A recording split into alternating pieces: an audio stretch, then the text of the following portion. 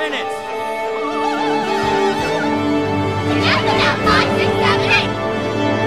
Places, people. Take your places.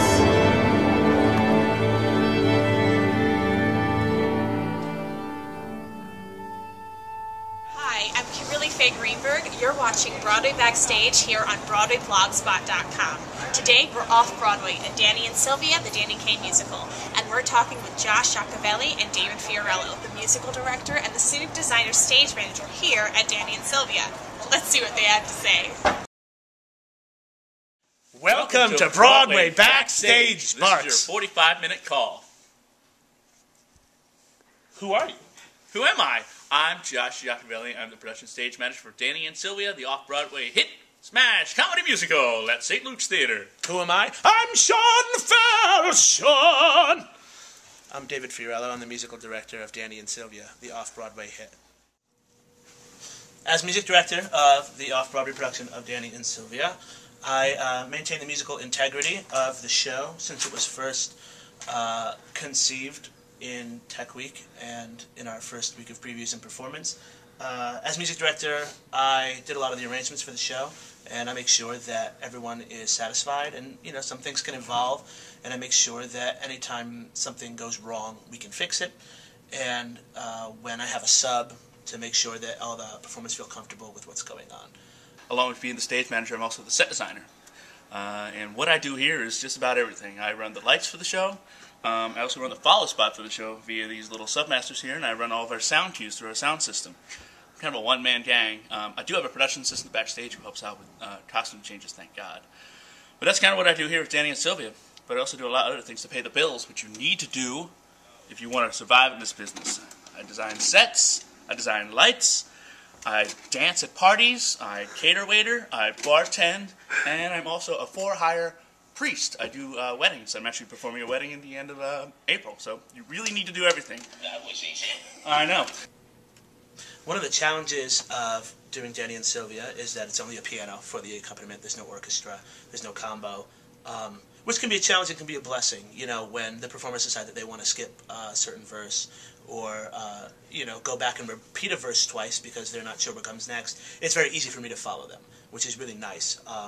And it also allows me to, my background is as a performer and then into musical direction, so I'm able to really infuse a lot of subtlety with the piano, which you would not necessarily get with a fully orchestrated piece, according to what's going on in the audience at any particular time, because as you know, audiences can differ from performance to performance.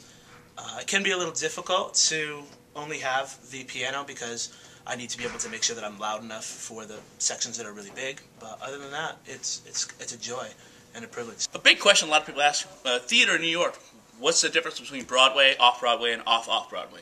Well, it's based on ticket sales, and producers determine that. So anything above 500 seats is considered Broadway. Anything below $4.99 is off-Broadway. So it's $4.99 to $99 is off-Broadway, and then below $99 is off-Broadway. Right now, I'm currently working on 4 off-Broadway shows. Danny and Sylvia is one of them. And it really is interesting to be involved in the off-Broadway theater world, because I feel like that's where the real kind of theater comes from. Theater's developed here, it's workshopped here. The buzz starts and shows kind of grow from off-Broadway to, hopefully to a big Broadway show. And it's really a great place to learn and hone your craft, because oftentimes in the off-Broadway world you have very small budgets and your time constraints are really cut down, so it forces you to be creative and to really kind of hustle and get out there and get your name out there and work your way up. So as you know, when you come to New York City, everybody has big dreams and aspirations. I came to New York City to be an actor and to be a director, and I'm still pursuing that dream.